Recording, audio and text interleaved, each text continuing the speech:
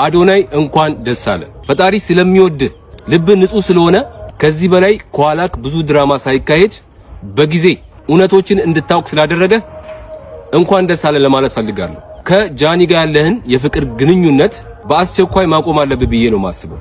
አንዳንድ እውነቶችን ማድበስበስ አያስፈልግም፣ ማሽሞንሞንም አያስፈልግም። በጃኒና በጆን ዳንኤል መካከል ከተፈጠረው አለመግባባት በላይ በጣም ያሳዘነኝ ካንተ ኋላ አንተ ሳጣቅ ሲያደርጉት የነበረው ግንኙነት ነው። ነገር ግን ውስጥ ንጹህ ስለሆነ የዋ ስለሆንክ በጊዜ ፈጣሪ እውነቱን እንድታቅ ስላደረገ ነው እንኳን ደስ አለ ያልኩ። የነሱን የሁለቱን ግጭት ጊዜ የሚፈታው ይሆናል። ነገር ግን ከሁለቱ ግጭት በላይ ያሳዘነኝ አዶናይ ነው። ምክንያቱም አዶናይ ጃኒን ምን ያህል እንደሚወዳት ብዙዎቻችን እናውቃለን። በጣም ነው የሚንከባከባት፣ ቴክር የሚያደርጋት። ብቻ ለጃኒ ያለው ቦታ ምናምን ምን ያህል ለልጅቱ ክብር እንዳለው እንደሚወዳት ነው የሚያሳየው። እና ይሄ ነገር ለሱ ይገባዋል ብዬ አላምንም። በዛ ልክ እየተንከባከባት አስባችሁታል። ከኋላው እሱን ሳሎን አስቀምጣ ሻወር ቤት ውስጥ ጆን ዳንኤል ቮይሱን ሲያሰማን ምንድነው ያለው? ባዶ ራቁቷን ስለሆነች ቮይሱን ነው ማሰማችሁ እያለ ነበር። ምንም የጆን ዳንኤል ፍቅር ከውስጥሽ ባይወጣ በዛ ልክ ሲያከብርሽ ለነበረው ሲወድሽ ለነበረው አዶናይ ልትጠነቀቂለት ይገባ ነበር። አዶናይ በዛ ልክ ሲንከባከብሽ በዛ ልክ ሲያከብርሽ ለካ ያንቺ ልብ ያለው ጆን ዳንኤል ጋር ነበር። ታውቃላችሁ፣ አንዳንድ እውነቶችን እየመረረንም ቢሆን መዋጥ አለብን። ሴት ልጅ ከማታፈቅረው ወንድ ጋር በእንክብካቤ በፍቅር በክብር ከመኖር ይልቅ ከምታፈቅረው ወንድ ጋር እየተቀጠቀጠች እየተደበደበች መኖር ነው የምትመርጠው። ስለዚህ አዶናይ ያንተ እንክብካቤ ያንተ በዛ ልክ ለሷ ከሄድ ማድረግ ጆን ዳንኤልን ከጃኒ ልብ ውስጥ ፈልቅቆ ማውጣት አልቻለም። ይሄ መራር እውነት ነው። በዚህ አጋጣሚ ግን አንዳንድ ሰዎች ከምታፈቅሩት ሰው ጋር ላለባቸው አለመስማማት ለማስቀናት ምናምን በሚል የሌላ ሰውን ህይወት መጫወቻ አታድርጉ። ይሄንን ቪዲዮ አድርሱልኝ። አመሰግናለሁ። በዚህ ነገር ባላወራ በጣም ደስ ባለኝ። ግን በጣም አጭር መልእክት አዶናይ ላንተ ይመለከታል።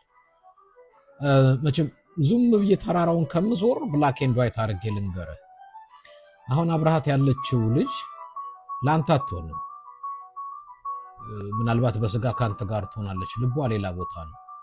ይሁን አሁን የሶሻል ሚዲያ ሜስ የምታየው ከዛ የተነሳ ነው። ምክሬ ነው የሚሆንህን በጊዜ ፈልግ። እድሜንህን፣ ጊዜህን፣ ብዙ ነገርህን አንዳንድ ጊዜ አቃጥላ አጥፍተህ በስተመጨረሻ ተጎድተህ ብዙ ነገር ካጣ በኋላ ከምትነቃ ከምትባነን በጊዜ ጥሩ ነው። አብርሃት ያለችው ልጅ ልቧ ሌላ ቦታ ነው። ምናልባት በስጋ ካንተ ጋር ልትሆን ትችላለች። ስለዚህ እንዴ በዚህች አጭር ምክር ምንድነው? ከፈለክ ካገኘኝ ብዙ ሰፋ አድርገን ማውራት እንችላለን። ከወዲሁ ላንተ የምትሆነን ሴት ግን ፈልግ።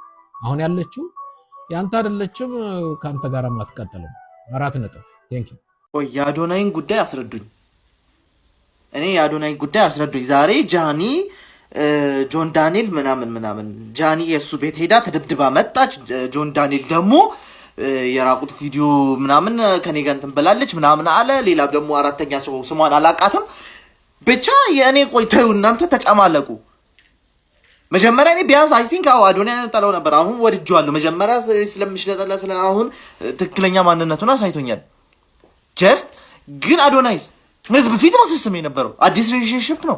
ለምን ማስደወለሽ? ወይስ ደግሞ ለምንድን ነው ይሄርሹ እሱ ቤት ጆን ዳንኤል ጋር? እሱም የራሱን ህይወት እየኖረ አንቺም የራስሽን አዶናይም የራሱን ህይወት አብራችሁ እየኖራችሁ እያለ የትና የት አንድ ላይ ሄዳችሁ ሩም ተይዛችሁ ምን አድርጋችሁ ምን ይባላል? ተደበደብኩና መጣው። ይሄን ለምን ሄርሽ? ሁለተኛ ደግሞ እኔ አይዞሽ ነው እኔ ምንም አልልሽም፣ አይዞሽ ነው የምልሽ። ግን ተደብድበሽ ነው የመጣሽው። አይ ቲንክ በቃ ሄደሽ ነው አምበር ሄርድ የምድራችን ክፉ ሴት እኛ እንዳልወጣችው ሌሎች ሴቶች ደመ ከልብ እንዲሆኑ you silence them. Why? For free money, for entitled ሆናችሁ በ3 ወር $100,000 $50,000 ነው የሚሰሩት። ገብቷችኋል? አንዱን ዶላር ደግሞ በብላክ ማርኬት 200 ብር ምናምን ኤክስቼንጅ አድርገው ላክዠሪ ላይፍን ፎር ፍሪ ምንም ሳሰሪ ጥፍርሽ ከሰኞ እስከ ሰኞ 8-9 ኢንች አርገሽ አይሽ ላይሽሽ እንትን ብሎ በፈለግሽ ሰዓት ከእንቅልፍሽ ተነስተሽ በየክልል ከተማው እየተዝናናሽ ፍሪ ምግብ እየበላሽ ፍሪ ልብስ እየለበላሽ ምን ፍሪ ልብስ እየለበሱ ነፃ ህይወትን ለምዳችሁ ምስኪን እህቶቼ ላይ ተሳለቅሽ። the most hated woman on this planet. አምበር ሄርድ ትባላለች። ጆን ዳንኤል የሚባለው ቲክቶከር የህግ አማካሪ የለውም እንዴ? ሌላኛዋን ቲክቶከር ጃኒን አጋልጣለሁ በሚል ያወጣቸው የድምጽ ፋይሎች ራሱን በህግ ሊያስጠይቀው ይችላል። ዝርዝሩን በአጭሩ ላቀርብላችሁ። በቲክቶክ መድረክ ታዋቂ የሆኑት ስመኝ ገብሩ ወይም ጃኒና ጆን ዳንኤል እርስ በርስ ያቀረባቸው የቪዲዮ ምስክርነቶች በማህበራዊ ሚዲያ ከሚሰጠው ስሜታዊ ምላሽ ባለፈ የሀገሪቱን የወንጀል ህግና የኮምፒውተር ወንጀል አዋጅን የሚፈትኑ ጉዳዮችን ይዘው መጥተዋል ይላሉ የዛሀበሻ የህግ አማካሪ። ጉዳዩ በዋነኝነት በሶስት መሰረታዊ የህግ ነጥቦች ላይ ያጠነጥናል። አንደኛም የአካላዊ ጥቃት ክስና የማስረጃ ክብደት። ጃኒ በጆን ዳንኤል ላይ ያቀረበችው የአካላዊ ጥቃት ክስ ቲክቶከሯ ጃኒ በጆን ዳንኤል ላይ ያቀረበችው የአካላዊ ጥቃት ክስ በኢትዮጵያ የወንጀል ህግ አንቀጽ 555 እና ተከታዮቹ ላይ በተቀመጠው አካላዊ ጉዳት ማድረስ በሚለው ድንጋጌ ሊታይ የሚችል ነው። ጃኒ በማስረጃነት ምስሎችን ወይም ስክሪንሾት አቅርባለች። ሆኖም በህግ ረገድ እነዚህ ምስሎች በምን ሁኔታ መቼና በማን እንደተፈጸሙ በፎረንሲክ ምርመራ መረጋገጥ ይኖርባቸዋል። ጆን ዳንኤል ድርጊቱን በመካድ መረጃ ካለሽ ለምን አልከሰሽኝም የሚል ጥያቄ አቅርቧል። ይህም ተበዳዩም ጥቃቱ በደረሰበት ወቅት ለህግ አካል ያላመለከተች መሆኑን እንደ መከላከያ ሊጠቀምበት እንደሚችል ያሳያል። የዲጂታል ማስፈራሪያና የኮምፒውተር ወንጀል። ጃኒ አካውንቴን አዘጋዋለሁ ከቲክቶክ አጠፋሻለሁ የሚል ማስፈራሪያ ይደርስብኝ ነበር ማለቷም በኢትዮጵያ የኮምፒውተር ወንጀል አዋጅ ቁጥር 958/2008 ስር የሚወድቅ ጉዳይ ነው።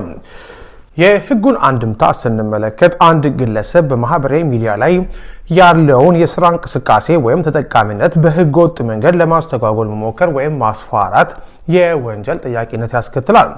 ጃኒ አካውንቷ የተዘጋው በሱ አማካኝነት እንደሆነ ብትገልጽም ጆን ዳንኤል ግን ለማዘጋቱ ማስረጃ የለም በማለት ተከራክሯል።